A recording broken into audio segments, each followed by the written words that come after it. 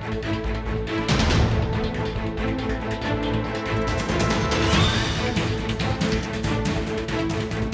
स्वागत है आप सभी का रिपोर्टर्स लाइव में। मैं आपके साथ निकिता कश्यप। हमारी इस खास पेशकश में स्वागत है आपका, जिसमें हमारे संवाददाता आपको ग्राउंड जीरो से रिपोर्ट देते हैं। तो चलिए बिना किसी देरी की शुरुआत करते हैं खबरों की। नेपाल में आई विनाशकारी बाढ़ ने कई लोगों को अपने मौत के आगोश में ले लिया है। सरकारी आंकड़ों के मुताबिक 160 से अधिक लोगों की मौत हो चुकी है। कई लोग लापता है। नेपाल सरकार के तरफ से लोगों की खोजबीन जारी है। ऐसी स्थिति में नेपाल की मदद पहुंचाने के लिए कई देश सामने आए हैं। भारत भी लगातार नेपाल की मदद करने में जुटा हुआ है। भारत के प्रधानमंत्री नरेंद्र मोदी ने नेपाल के प्रधानमंत्री बालेन शाह से बात की है, टेलीफोनिक वार्ता हुई है और हर संभव मदद भारत के तरफ से नेपाल को पहुंचाने के लिए प्रधानमंत्री नरेंद्र मोदी ने उन्हें आश्वासन दिया है। लगातार सेना के विमान से राहत सामग्री नेपाल भेजी जा रही है। कल भी यानी बुधवार को भी 10 टन से अधिक राहत सामग्री भेजी गई थी और आज लगभग 37 टन से अधिक राहत सामग्री नेपाल भेजी गई है। लगातार जो भारत के विदेश मंत्री हैं एस जयशंकर नेपाल के विदेश मंत्री वहां के अधिकारियों से लगातार संपर्क में हैं, हर पल का अपडेट ले रहे हैं। और हम आपको जो तस्वीर दिखा रहे हैं भारत से किस तरह से सेना के जहाज़ से नेपाल जो राहत सामग्री भेजने की जो प्रक्रिया है वो सुचारू रूप से चल रही है। सेना के जवान सेना के जहाज़ में किस तरह से जो राहत सामग्री हैं वो लोड कर रहे हैं और यहाँ से जो सेना का जहाज़ है टेक ऑफ कर नेपाल जाएगा और वहाँ पर लोगों के बीच यह वितरण की जाएगी। बताते चलें कि भारत सरकार के तरफ से जो राहत सामग्री भेजी जा रही है उसमें आश्रित सोने के लिए टेंट भेजा जा रहा है, कंबल भेजी जा रही है, किट सामग्री भेजी जा रही है, दवाएं भेजी जा रही है, खाने के लिए फूड का जैसे कई वस्तुएं भेजी जा रही हैं। साथ ही साथ सोलर लैंप भी भेजा जा रहा है ताकि अंधेरे में लोगों को वो जलाने में वो काम आए। ऐसी स्थिति में भारत की तरफ से लगातार जिस तरह से नेपाल की मदद की जा रही है तो कहीं ना कहीं प्रधानमंत्री नरेंद्र मोदी वो लगातार नेपाल के प्रधानमंत्री से संपर्क में हैं और हर संभव मदद पहुंचाने के लिए बात प्रधानमंत्री की तरफ से कही जा रही है। साथ ही साथ प्रधानमंत्री ने बिहार और उत्तर प्रदेश के मुख्यमंत्री से भी कई बार उन्होंने वार्ता की है, क्योंकि जो खबरें आई थी कि जिस तरह से विनाशकारी बाढ़ नेपाल में आया है तो यूपी उत्तर प्रदेश का कई जिला और बिहार के कई जिला भी उसके चपेट में आ सकते हैं। उसको लेकर पूरी राज्य सरकार को भी तत्परता से तैयार रहने की बात प्रधानमंत्री की तरफ से की गई थी। गृह मंत्री अमित शाह लगातार दोनों मुख्यमंत्रियों से उनकी संपर्क था। अब ऐसी स्थिति में जो नेपाल की जो मदद पहुंचाने की जो प्रक्रिया है भारत की तरफ से सुचारू रूप से चल रही है। अब तक जो राहत सामग्री भेजी गई है लगभग 48 टन से अधिक राहत सामग्री भारत की तरफ से नेपाल को भेजी गई है। सहयोगी तुषार के साथ इंडिया वॉइस के लिए अरविंद कुमार, दिल्ली। उत्तर प्रदेश में 2027 विधानसभा चुनाव से पहले समाजवादी पार्टी और भारतीय जनता पार्टी आमने सामने नजर आ रही है। अब सभी राजनीतिक पार्टियां महिलाओं को साधने में जुट गई हैं। भारतीय जनता पार्टी ने 2022 के संकल्प पत्र में जो घोषणा की थी महिलाओं के लिए, अब उसे पूरा करने की कवायद में जुट गई है। वहीं अब समाजवादी पार्टी ने कल प्रेस कॉन्फ्रेंस कर महिलाओं को संबोधित किया और कई बड़े ऐलान किए। जहां एक तरफ भारतीय जनता पार्टी ने महिलाओं को 50,000 रुपए देने की बात की थी, वहीं अब सपा ने भी सालाना 40,000 रुपए देने की बात कर दी है।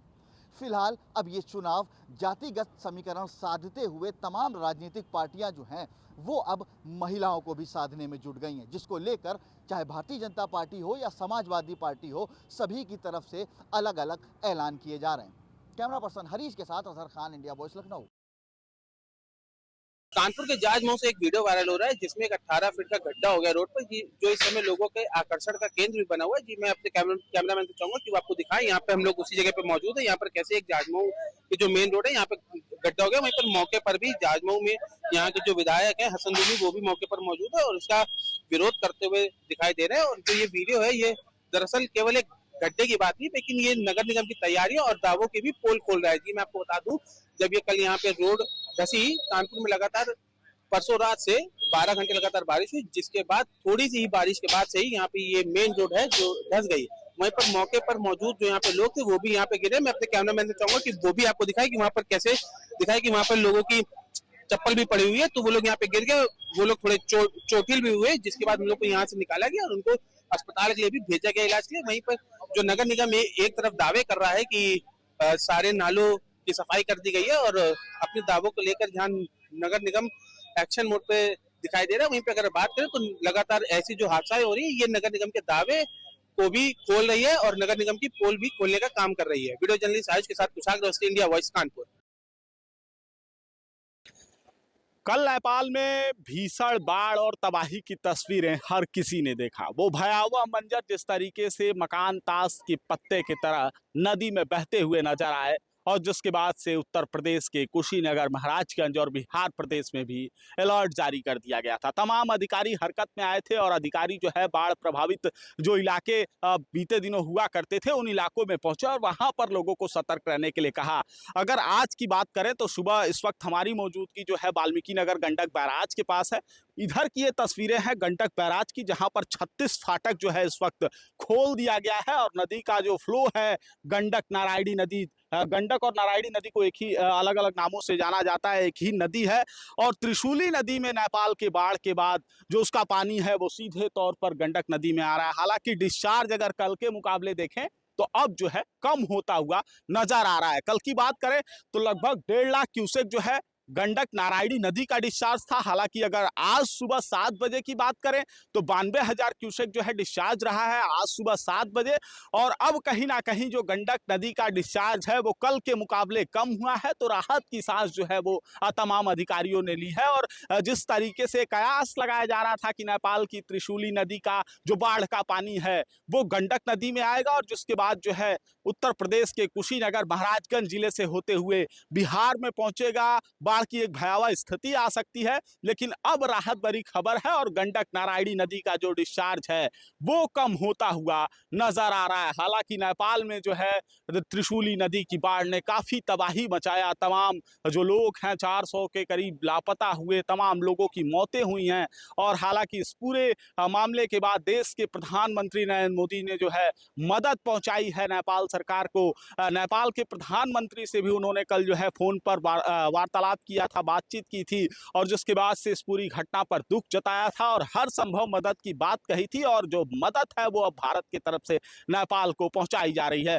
तस्वीरें यहाँ पर 36 फाटक की है वाल्मीकि नगर गंडक बैराज की, और कुछ मलबे हम कह सकते हैं जो फूस के घर रहे होंगे वो जब वहां की बाढ़ में जो है बह गए और उसके कुछ मलबे जो है पानी में बह कर के जाते हुए इस वक्त नजर आ रहे हैं। और तमाम नीचे की तरफ नाव भी चलती हुई जो है वो दिखाई दे रही है। और 36 फाटक जो है यहाँ पर वाल्मीकि नगर गंडक बैराज पर खोल दिया गया है। ये सीधी तस्वीरें हैं गंडक नदी वाल्मीकि नगर बैराज से। ये इस फाटक को जो है कल शाम भी खोला गया था, अलर्ट दिया गया था प्रशासन की तरफ से। हालांकि डिस्चार्ज में कमी आई है। और अगर बात करें कुशीनगर जिले के दियारा इलाके की तो दर्जनों गांव है, 50,000 की आबादी है और वहां भी जो है कल अलर्ट दिया गया था। जिस तरीके से कुछ लोग खेती के लिए नदी की तरफ गए थे, वहां से जो है रेस्क्यू करके उन्हें ऊंचे इलाकों पर लाया गया था नदी के इलाकों से। और प्रशासन जो है समय रहते प्रशासन ने सतर्कता दिखाई, चूंकि पानी बढ़ता तो वो लोग फंस जाते, उससे पहले जो है प्रशासन ने सतर्कता दिखाते हुए उनको नदी के बीच इलाके से ऊपर की तरफ जो है लाया। तो कहीं ना कहीं अब जो है राहत की खबर कही जा सकती है। जिस तरीके से नेपाल में बाढ़ और तबाही के बाद से बिहार से लेकर उत्तर प्रदेश में अलर्ट की बातें सामने आ रही थी, हालांकि सुबह आज का वक्त जो है वो सामान्य होता हुआ नजर आ रहा है। अनुराग तिवारी, इंडिया वॉइस, कुशीनगर। भारत पाकिस्तानी सीमा इंटरनेशनल बॉर्डर सुचेतगढ़ में इस वक्त हम लोग हैं और यहाँ पर बड़े धूमधाम के साथ आज बॉर्डर सिक्योरिटी फोर्सेस के जवानों के साथ स्कूली बच्चे जो हैं वो रक्षाबंधन का दिन जो है वो आज यहाँ पर सेलिब्रेट कर रहे हैं। जितने जवान यहाँ पे सरहदों पर मौजूद हैं उन जवानों को अपनी बहनों की कमी महसूस ना हो, इसी चीज़ को लेकर रक्षाबंधन का दिन जो है वो आज बड़ी धूमधाम के साथ इंटरनेशनल बॉर्डर सुचेतगढ़ पर जो है वो सेलिब्रेट किया जा रहा है। आप तमाम लोग जानते हैं कि रक्षाबंधन का जो दिन है वो पूरे भारत में बड़ी धूमधाम से मनाया जाता है और ख़ासतौर पर आज बॉर्डर के अंतर्राष्ट्रीय सीमा पर मनाया जा रहा है कि जो जवान हमारे सरहद पर जो है वो अपनी ड्यूटी देते हैं और हम लोग चैन की नींद सोते हैं, उनको ये कमी महसूस ना हो कि उनकी बहनें जो है वो घर पर हैं। तो स्कूली बच्चे जो है वो यहाँ पर पहुँचे और उन बच्चों ने जो है वो यहाँ पर रक्षाबंधन का जो दिन है वो आज बड़ी धूमधाम से सेलिब्रेशन किया और ये दिन जो है वो आज इंटरनेशनल बॉर्डर पर भी जो है वो धूमधाम से मनाया गया। जम्मू से हिमांशु के साथ शुभम भोगल, इंडिया वॉइस, जम्मू। कुछ दूर पहले जिस वाल्मीकि नगर गंडक बैराज पर हमारी मौजूदगी है, बिहार के मुख्यमंत्री सम्राट चौधरी पहुंचे हुए थे और यहाँ पर स्थिति का जायजा उन्होंने लिया है। अगर गंडक नदी की बात करें तो 92,000 क्यूसेक डिस्चार्ज जो है सुबह का था। हालांकि अभी स्थिति सामान्य है। ये गंडक बैराज की तस्वीरें हैं जहां पर फ्लो अभी भी देखा जा सकता है और जो फाटक है गंडक बैराज के 36 फाटक वो खोल दिए गए हैं कल देर शाम से ही। हालांकि अब धीरे धीरे स्थिति नियंत्रण में आ रही है और खुद स्थलीय निरीक्षण जो है बिहार के मुख्यमंत्री सम्राट चौधरी ने किया है और इस दौरान उन्होंने साफ तौर पर कहा है कि स्थिति नियंत्रण में है। देश के प्रधानमंत्री नरेंद्र मोदी और गृह मंत्री अमित शाह जो है लगातार बिहार पर नजर बनाए हुए हैं। हर एक आपदा से निपटने के लिए जो है प्रशासनिक टीमें पूरी तरीके से तैयार हैं। बिहार की सरकार जो है पूरी तरीके से तैयार है। इस तरीके की बातें मुख्यमंत्री सम्राट चौधरी ने कही है। अनुराग तिवारी, इंडिया वॉइस, कुशीनगर। उत्तर प्रदेश के शामली में बीती शाम एक सनसनीखेज वारदात को अंजाम दिया गया, जहां पर हरियाणवी सिंगर अंकित बलियान की जिम से निकलते ही सरेआम हत्या कर दी गई। अब इस पूरी घटना की जिम्मेदारी हरियाणा के गोगी गैंग के एक शूटर ने ली है, जिसका नाम है भोलू शाहपुरिया। उसने इंस्टाग्राम पर पोस्ट करके ये दावा किया है कि अंकित बलियान की हत्या गोगी गैंग के द्वारा की गई है और ये बात भी कही है कि जो भी उनके विरोधी हैं उनका भी यही अंजाम होगा। साथ ही उत्तर प्रदेश पुलिस के साथ ही गोगी गैंग के तमाम विरोधियों को ये चेतावनी दी गई और वेट एंड वॉच लिखा गया उस पोस्ट पे। दरअसल अंकित बलियान की तरफ से एक गाना गाया गया था जो गोगी से जुड़ी एक पुरानी घटना पे आधारित था। इस बात का भी जिक्र इस पोस्ट में किया गया है और ये भी जिक्र किया गया है कि अंकित बलियान गोगी गैंग के विरोधियों के संपर्क में था। इस पूरे मामले की जिम्मेदारी फिलहाल गोगी गैंग ने ली है। गोगी गैंग के शूटर भोलू शाहपुरिया ने इंस्टाग्राम पर पोस्ट करके इस बात की पुष्टि की है। फिलहाल पुलिस इस मामले की जांच कर रही है। कैमरा पर्सन हरीश के साथ अजहर खान, इंडिया वॉइस, लखनऊ। एक तरफ जहां देश आज़ादी का जश्न मना रहा था तो वहीं दूसरी तरफ महाराजगंज जिले में एक ऐसी सड़क हादसा हुई जिसमें एक परिवार का हंसता खेलता चिराग बुझ गया। हम बात कर रहे हैं महाराजगंज जिले के घुगली थाना क्षेत्र के नारायणपुर गांव की। यहां का परिवार का इकलौता चिराग विद्यालय में स्वतंत्रता दिवस मनाने गया था। विद्यालय से वापस लौटते समय सड़क हादसा हुआ जिसमें उसकी मौत हो गई। हमारे साथ बातचीत करने के लिए मृतक के परिजन हैं जिनसे हम बातचीत करेंगे और घटना की पूरी जानकारी लेंगे कि कैसे क्या हुआ। क्या नाम है भैया आपका? मेरा नाम सुभाष चौधरी है। अच्छा, कैसे क्या उस दिन सड़क हादसा हुआ था? वो मेरा बच्चा गया था TD school memory inter college में घुगली पढ़ने के लिए, उधर स्वतंत्रता दिवस मनाने के लिए। उधर से मेरा बच्चा आ रहा था।